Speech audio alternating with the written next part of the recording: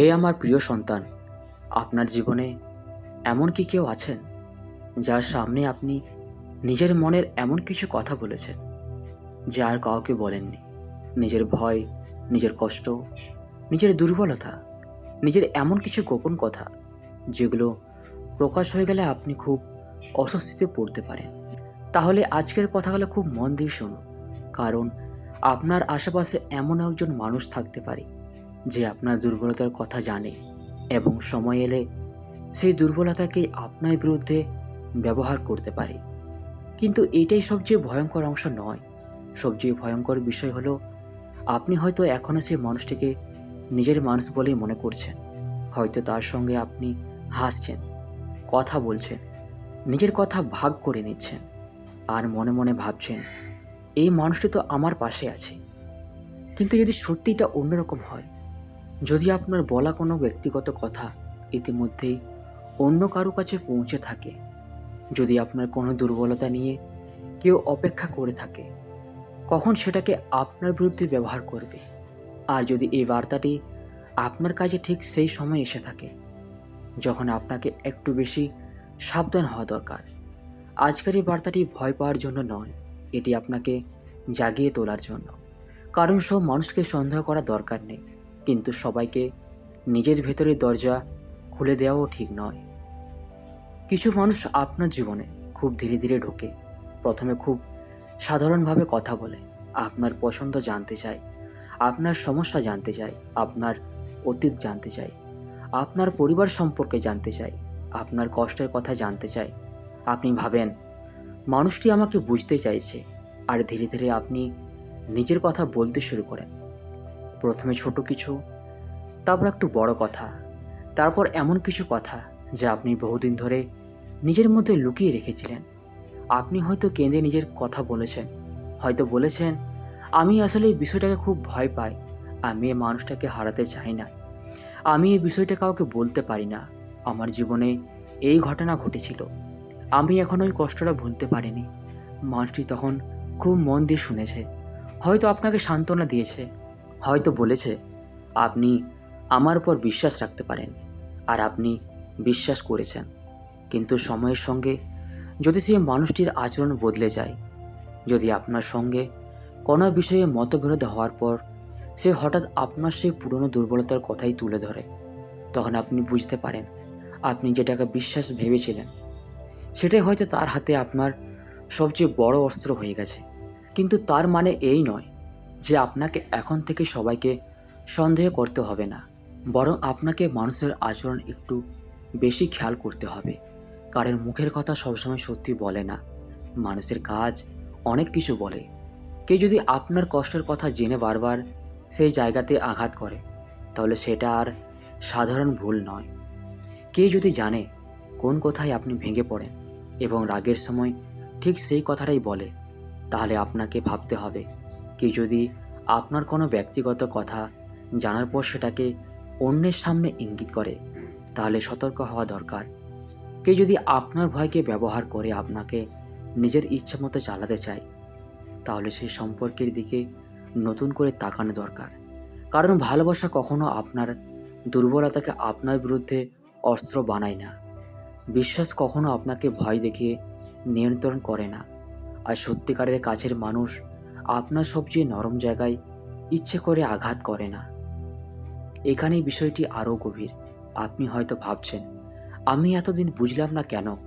কারণ মানুষ যখন কাউকে বিশ্বাস করে তখন তার মন অনেক কিছু নিজের মতো করে ব্যাখ্যা করে। মানুষটির আচরণ খারাপ হলেও আপনি কারণ খুঁজে দেন।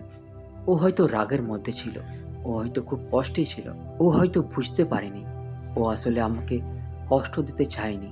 এভাবে আপনি একবার ক্ষমা করেন, দুবার ক্ষমা করেন, তারপর আবার ক্ষমা করেন। কিন্তু একটা সময় আসে যখন একই আচরণ বারবার হতে থাকে, তখন আপনার মনকে একটি কঠিন প্রশ্ন করতে হয়, আমি কি সত্যি এই মানুষটিকে বিশ্বাস করতে পারি? এই প্রশ্নের উত্তর খুঁজতে গিয়ে হয়তো আপনার পুরনো অনেক ঘটনা মনে পড়বে। কোনো কথা, কোনো আচরণ, কোনো অদ্ভুত হাসি, কোনো সময়ে বলা একটি বাক্য, কোনো ব্যক্তিগত কথা, অন্য কারো মুখে শুনে ফেলার ঘটনা। হয়তো তখন আপনি বিষয়টাকে গুরুত্ব দেননি, কিন্তু এখন সব কিছু একসঙ্গে মনে পড়তে শুরু করবে। আর তখন হয়তো আপনি বুঝবেন কিছু সংকেত আপনার চোখের সামনে ছিল, আপনি শুধু সেগুলো দেখতে চাননি।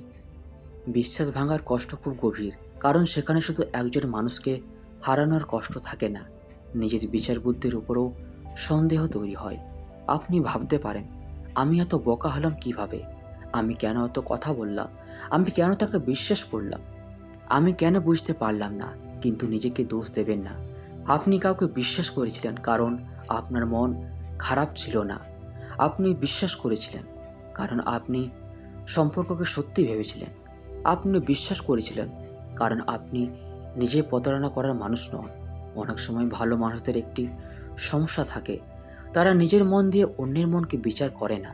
আপনি ভাবেন, আমি যদি কাউকে এভাবে ব্যবহার না করি তাহলে সেও নিশ্চয়ই করবে না।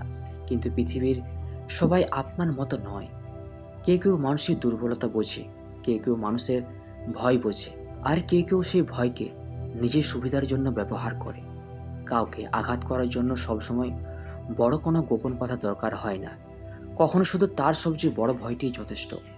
যদি কেউ জানে আপনি একা হয়ে যাওয়াকে ভয় পান, তাহলে সে বলতে পারে, আমাকে ছাড়া আপনার কেউ নেই।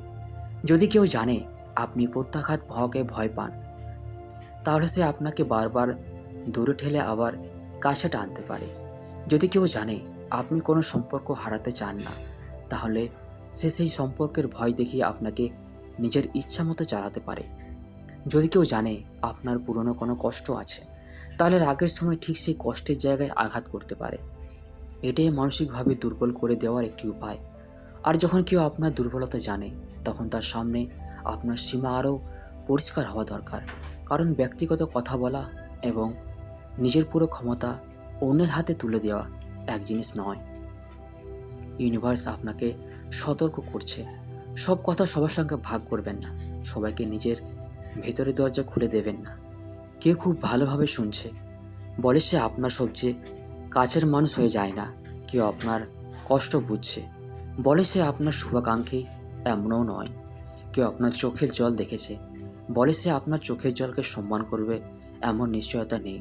তাই এখন থেকে বিশ্বাস করুন, কিন্তু ধীরে, ভালোবাসুন কিন্তু নিজের সম্মান রেখে, কাছের মানুষ রাখুন কিন্তু নিজের সীমা ভুলে নয়। আপনার জীবনে এমন মানুষ থাকা দরকার যাদের সামনে আপনি নিজের কথা বলতে পারেন, কিন্তু সে বিশ্বাস তৈরি হতে সময় লাগে। একদিনে নয়, একটি কথাই নয়, কয়েকটি মিষ্টি আচরণে নয়, সময়ের সঙ্গে মানুষের আসল রূপ দেখা যায়। আপনি হয়তো ভাবছেন শত্রু মানে এমন একজন যে আপনাকে প্রকাশ্যে ঘৃণা করে। সব সময় নয়, কখনো শত্রু আপনার সঙ্গে হাসে, আপনার পাশে বসে, আপনার খবর নেই, আপনার জীবনের কথা জানতে চায়, আপনার দুর্বলতা শুনে মাথা নাড়ে, কিন্তু ভেতরে ভেতরে আপনার পতন দেখতে চায়। আবার কখনো এমনও হয় মানুষটি পুরোপুরি খারাপ নয়, কিন্তু নিজের স্বার্থের সময় আপনার অনুভূতিকে গুরুত্ব দেয় না। তাও কাউকে ভালো বা খারাপ বলে বিচার করার আগে তার ধারাবাহিক আচরণ দেখুন।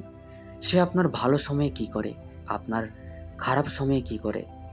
তো বন্ধুরা, ভিডিওটি আমরা এখানে শেষ করছি। ভিডিওটি যদি আপনাদের ভালো লেগে থাকে তাহলে চ্যানেলটিকে অবশ্যই সাবস্ক্রাইব করবেন। ধন্যবাদ।